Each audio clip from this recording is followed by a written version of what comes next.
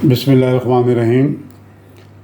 क़ारीन, ये प्रोग्राम मैं ज़रा जल्दी में रिकॉर्ड कर रहा हूँ क्योंकि मुल्की सूरत हाल बहुत तेज़ी से बदल रही है, और क्योंकि को टीवी पे और जो बाकी सोशल मीडिया है वो ज़्यादा प्रोसेशन को कवर कर रहा है, लेकिन कहीं से भी कोई गवर्नमेंट का रद्द-ए-अमल अभी तक सामने नहीं आया जो कि सूरत हाल है।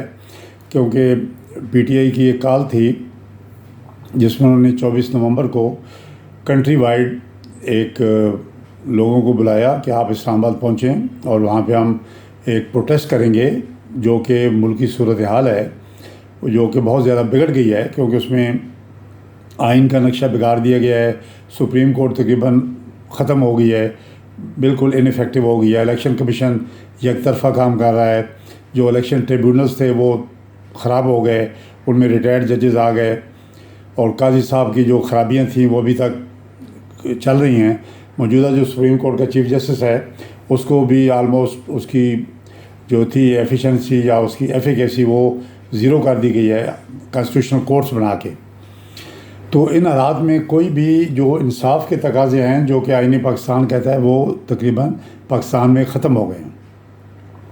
हुकूमत जो है वो बिल्कुल एक जेली मैंडेट पे है, उसका कोई हक़ नहीं था हुकूमत करने का। फ़ौज के ज़ोर पे वो बैठी है, उसका अपना कोई मैंडेट नहीं है। मैंडेट जिसका था, वो जो जीती हुई पार्टी थी वो पीटीआई थी, उसको उसके लीडर को पकड़ के जेल में डाल दिया और जो हारे हुए थे उनकी हुकूमत बना दी। देखिए, ये हुकूमत नहीं चल सकती, ये फितरत के असूल के ख़िलाफ़ है, आईन पाकिस्तान के ख़िलाफ़ है, किसी भी एथिक्स के ख़िलाफ़ है। तो ये इस सारे बैकग्राउंड में जो पीटीआई ने ये कॉल दी कि 24 नवंबर को आप इस्लामाबाद पहुँचें। अब जो है था, इस्लामाबाद को एक सीज में रखा गया है, मुहासरा जैसे होता है, जो पुराने ज़माने में लड़ाइयाँ होती थीं, किले का मुहासरा करते थे, तो उसको एक किस्म का किला बंद बना दिया गया है। अब इसमें ज़्यादा जो थे, हमारा ये ख्याल था कि पंजाब से लोग नहीं जाएंगे, लेकिन पंजाब में जो हलचल लाहौर में होनी चाहिए थी वो नहीं थी, क्योंकि लाहौर में जो पंजाब की लीडरशिप है वो तकरीबन ग़ायब है, भागी हुई है। हमाद अज़हर है, मियाँ असलम है, ये जो बैर हैं, बाकी जो अंदर हैं जेल में हैं। तो लेकिन पंजाब के जो अज़ला है, आपके जनूबी अज़ला जिसे कहते हैं, मियाँ वाली है, लिया है, बकर है, सरगोदा है, और बाकी मुल्तान से भी काफ़िले आए हैं, तो वो बड़ी रुकावटें हैं, बड़ी मुश्किल से वो रुकावटें अबूर करके आहिस्ता आहिस्ता रेंग के जा रहे हैं। जो फ्रंटियर से सबसे बड़ा काफ़िला जो कि चीफ मिनिस्टर फ्रंटियर की सरबराही में आ रहा है, जिसमें इमरान साहब की बेगम साहबा बुशरा बीबी भी हैं, तो उनके लिए सबसे बड़ी रुकावट थी अटक के पुल पे, वो उन्होंने अबूर कर ली।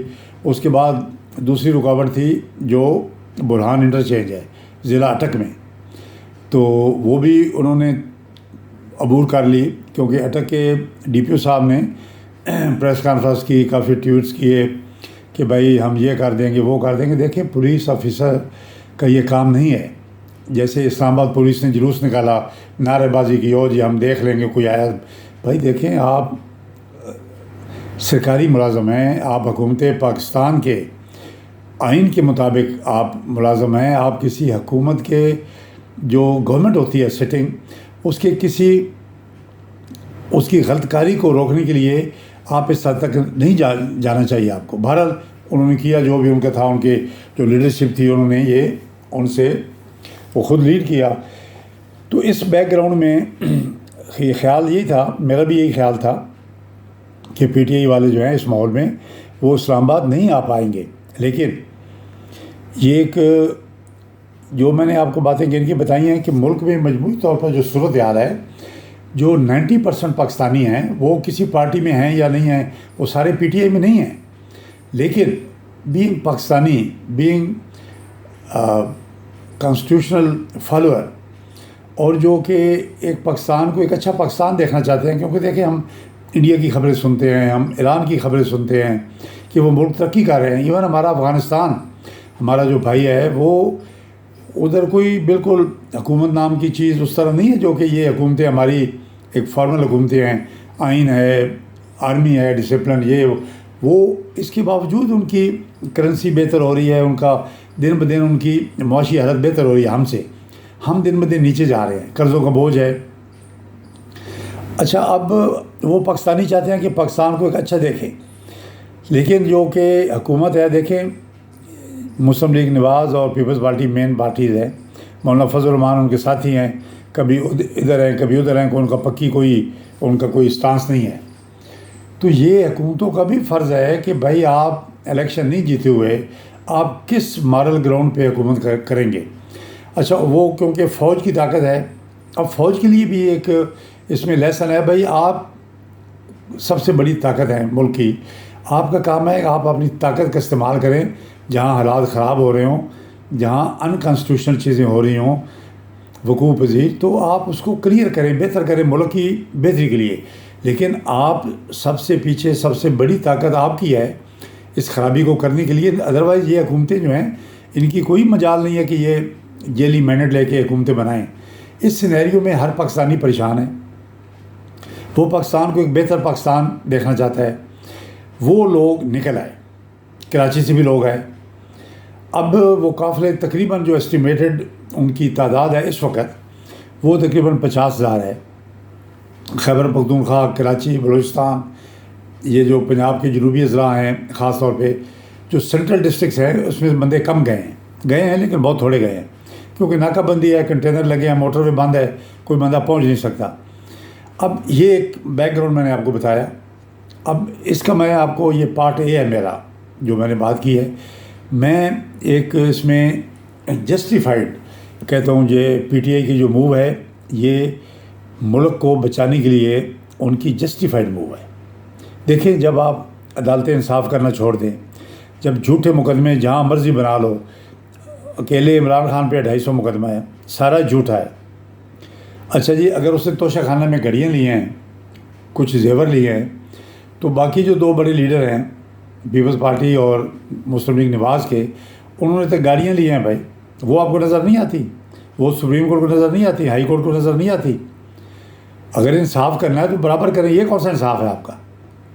پھر کوئی طریقہ کار بنائیں. ایک بیر کا جو ایک جاتے ہیں بادشاہ ہے، وہ آپ کو اگر گفٹ دیتا ہے بیر کی حکومت، وہ گفٹ اس وقت اس پرسن کو دے رہا ہوتا ہے، وہ حکومت پاکستان کو گفٹ نہیں دیتا. ایک گفٹ ہوتا ہے، ایک جیسچر آف گڈ ول ہے، اس پرسن کو دیتا ہے جو پاکستان کو کا وزیر اعظم ہے، صدر ہے یا کوئی اور شخصیت ہے.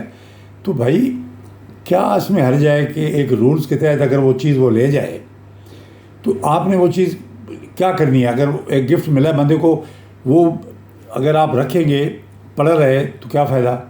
نیلام کریں گے. کیوں بھائی؟ ایک بندہ گفٹ دیتا ہے، آپ کیوں نیلام کرتے ہیں؟ ایک طریقہ کار بنائے، اس طریقے کو فالو کریں. جو وائلیشن کرتا ہے پھر سب پہ اپلائی کریں. جس طرح نیب ہے، اب نیب جو ہے وہ ان لوگوں کے لیے تو بالکل فعال ہے جو کہ حکومت کے مخالف ہیں، اور مسلم لیگ نون کی لیڈرشپ جو تھی اربوں روپے کے پروون کیسز تھے وہ انہوں نے معاف کر دیے، اور سپریم کورٹ نے معاف کیا اس پہ، اس کو اپروو کیا قاضی صاحب نے، جو قاضی فیضی سے تھا. وہ ایک بدنما داغ تھا ہمارے انصاف کے نظام پہ، اور اللہ تعالیٰ نے ہمیں نجات دی. دیکھیں قاضی فیض عیسیٰ سے نجات جو ہے، آپ سمجھ لیں کہ پاکستان کا 50% جو پرابلم ہے وہ ختم ہو گیا. اب رہ گیا باقی 50%. اب دیکھیں موجودہ سپریم کورٹ جو ہے اس قابل نہیں چھوڑی کہ وہ انصاف کر سکے. ایک تو سپریم جوڈیشل کونسل ہے جی، وہ تو ایک پرانا ادارہ ہے، آئینی ادارہ ہے. ایک جوڈیشل کمیشن بنا دیا کہ اب جو سیاسی لوگ ہیں وہ یہ طے کریں گے کون سا مقدمہ کون جج سنے گا، کون سا مقدمہ آئینی کورٹ میں جانا ہے. بھائی کبھی ایسے بھی انصاف ہوتا ہے؟ یہ ناانصافی ہے، یہ قابل عمل نہیں ہے، یہ اس کو پاکستانی قوم نہیں مانتی. آئین میں امینڈمنٹ کرنے کا یہ مطلب نہیں ہے کہ بندے اٹھو کے آپ امینڈمنٹ کریں پیسے دے کے اور کہیں جی ایک عذر پورا ہو گیا تو یہ ٹھیک ہے. تو پہلے پارٹ میں جو کچھ ہو رہا ہے یہ بالکل ٹھیک ہو رہا ہے. یہ اس کے علاوہ کوئی پاکستانی عوام کے پاس کوئی اور چارہ نہیں تھا. یہ پارٹ 1 ہے. آپ نے دیکھا بنگلہ دیش میں جو ہوا تھا، کیا ہوا تھا؟ وہ تو بہت تھوڑی سی وائلیشن تھی. وہ نوکریوں کا ان کا کوٹا سسٹم انہوں نے بنایا ہوا تھا حکومت نے. تو وہاں پہ جب وہ پرائم منسٹر کے گھر تک پہنچ گئے تو فوج نے ان کو معاملے کو سنبھالا، پرائم منسٹر صاحبہ کو وہاں سے نکال دیا. یہ بڑی خوش قسمتی ہے، اپنی جان بچ گئی. اب یہ قافلے یہ ہکلا اور کٹی پہاڑی پہ آ گئے ہیں، تقریباً 50,000 آدمی ہیں. ان کو یہ نہیں رک سکتے، یہ اسلام آباد پہنچ جائیں گے. میں پولیس آفیسر ہوں، میرا یہ تجربہ ہے. جتنی مرضی کنٹینر لگا لیں، وہ پیدل چل کے بھی پہنچ سکتے ہیں، کوئی ایسی بات نہیں ہے۔ تو یہ قافلے پہنچ کے ان کو روک بھی نہیں سکتے آپ گولی چلائیں گے، بندے ماریں گے، کیوں ماریں گے؟ ایک جیلی اور ایک جو انلیگل انکانسٹیٹیوشنل حکومت ہے اس کو پروٹیکشن دے گی فوج، پولیس سے تو نہیں رکتے وہ، اب رہے گی فوج کا کیا کردار ہے، فوج کیا کرے گی؟ میرے خیال میں پاکستانی فوج کو یہاں پہ ایک بڑا نوبل کردار ادا کرنا چاہیے ایز این آربیٹریٹر۔ وہ دونوں پارٹیوں کی خود بیٹھے ہیں بیچ میں آرمی چیف۔ اب آرمی چیف دیکھیں، یہ اب نہ کہیں جی فوج کا یہ کام نہیں ہے، سیاست سب سے فوج ایک، میں اس کو ایک سیاسی پارٹی کے طور پہ لیتا ہوں، وہ بھی ایک فریق ہے۔ آپ بیٹھیں بیچ میں، ان کو بٹھائیں، آپ ملک کے مفاد کے فیصلے کریں۔ دیکھیں آپ کا فرض ہے آپ ملک کے مفاد کے فیصلے کریں۔ اگر آپ ملک کے مفاد کے فیصلے نہیں کرتے تو پھر دیکھیں کون رہے گا، یہ فیڈریشن نہیں رہے گی، اللہ معاف کرے میرے منہ میں خاک، یہ فیڈریشن نہیں رہے گی آپ کی۔ یہ آپ کہیں گے کہ ہمارے پاس بندوقیں ہیں، تو کیا بنگلہ دیش رکھ سکے تھے آپ بندوقوں سے؟ نو، کوئی بھی ملک نہیں کر سکتا۔ کیا روس نے جو یہ آپ کی سینٹرل ایشین اسٹیٹس آزاد ہوئی ہیں، روس ان کو رکھ سکے ساتھ آپ نے؟ تو یہ آپ فطرت، ہسٹری اور قدرت کے قانون کے خلاف مت جائیں، فوری ڈائلاگ شروع کروائیں۔ عمران خان صاحب کو جیل سے نکالیں، وہ خود بیٹھے ہیں اس میٹنگ میں۔ بھائی اگر ملک کے مفاد کے فیصلے ہونے ہیں، آپ کون ہوتے ہیں کہ آپ کا مفاد ملک کے مفاد سے اوپر آ گیا؟ کوئی بھی ہو، کوئی سیاسی پارٹی ہو، فوج ہو، کوئی سپریم کورٹ ہو، آپ کا مفاد کیا ملک پاکستان کی عوام اور آئینی پاکستان کی گائیڈنس میں پاکستان کے مفاد سے بڑا مفاد ہے؟ نہیں، بالکل نہیں ہے۔ ایسی فوج، ایسا سپریم کورٹ، ایسے ادارے نہیں چاہیے پاکستانی قوم کو جو اس کی پروٹیکشن نہ کر سکے۔ تو یہاں تک تو ہو گیا جی پارٹ 1۔ اب جو پارٹ 2 ہے اس میں بات کرتا ہوں، وہ یہی ہے اس کا حل کیا ہے۔ ابھی تک گورنمنٹ کی طرف سے کوئی ریئیکشن نہیں آیا، وہ بالکل سو گئے ہیں۔ وہ دیکھیں جیسے چور ہوتا ہے نا، جب چور کا کوئی پیر نہیں ہوتا، یہ ایک مثال ضرب المثل ہے، اب وہ چپ کر کے بیٹھے ہیں۔ بھائی تم خدا کے بندو، تم تو بات تو کوئی کرو۔ پرائم منسٹر صاحب آئیں ٹی وی پہ خطاب کریں کہ بھائی میں یہ چاہتا ہوں، میں یہ کروں گا۔ وہ کدھر گیا خواجہ صفدر کا بیٹا خواجہ آصف؟ کدھر گیا رانا ثناء اللہ؟ کہاں گیا وہ عطاء اللہ تارڑ؟ کدھر گئی ہے وہ پنجاب کی جو عظما بخاری صاحبہ؟ آپ اب بولیں اعظم تارڑ صاحب کدھر گئے ہیں؟ کانسٹیٹیوشنلسٹ جو ایک بروئی نئے انہوں نے ڈھونڈے ہیں، جنہوں نے سارے آئین کا حلیہ بگاڑ دیا ہے۔ بھائی آپ وکیل بنے ہیں، نوجوان ہیں، خدا کا خوف کریں، کوئی اچھا کام کروائیں ان سے۔ آپ نے سارے آئین کا حلیہ بگاڑ دیا، اب آئیں بات کریں، گال نکالیں۔ تو یہ چیزیں ملک کے مفاد کو سامنے رکھیں۔ آپ اگر آج ملک کا مفاد کو نہیں کریں گے، لڑائی کریں گے، بندے ماریں گے، تو یہ اس سے مسئلہ حل نہیں ہوگا۔ آپ کو بھی حکومت کو نہیں کرنے دے گا۔ یہ آپ کی غلط فہمی ہے کہ آپ الیکشن ہار کے حکومت کریں گے۔ یہ 21ویں صدی ہے۔ آپ نے دیکھا کہ پوری دنیا میں جلوس نکلے ہیں کل۔ عمران خان تو جیل میں بیٹھا ہے، کیا وہ عمران خان کے لیے نکلے ہیں؟ بالکل نہیں، وہ پاکستان کے مستقبل کے لیے نکلے ہیں۔ جو اوورسیز پاکستانیز ہیں وہ عمران خان کے لیے جلوس نہیں نکال رہے، وہ پاکستان کے مستقبل کو پروٹیکٹ کرنے کے لیے جلوس نکال رہے ہیں۔ تو آپ ابھی تک سمجھ نہیں رہے آپ کس دنیا میں بیٹھے ہیں۔ خدا کا خوف کریں، ملک پہ رحم کریں، 26 کروڑ عوام پہ رحم کریں۔ اتنے قرضے آپ لے کے کھا گئے ہیں، کدھر گئے ہیں قرضے؟ وہ کوئی ملک چل سکتا ہے جو 50% بجٹ جس کا ڈیفیسٹ ہو؟ ملک سموگ سے مر رہا ہے، سانس لینے کی ہوا ہماری جو ہے وہ ناقص ہے، کاربن ہم انہیل کر رہے ہیں۔ آپ کیوں نہیں الیکٹرک گاڑیاں لاتے؟ آپ نے ان سے جو مینوفیکچرر ہیں ڈیزل اور پیٹرول کے، وہ پیسے دیتے ہیں منسٹری آف انڈسٹریز کو، اور آپ نے پھر ڈیلے کر دیا۔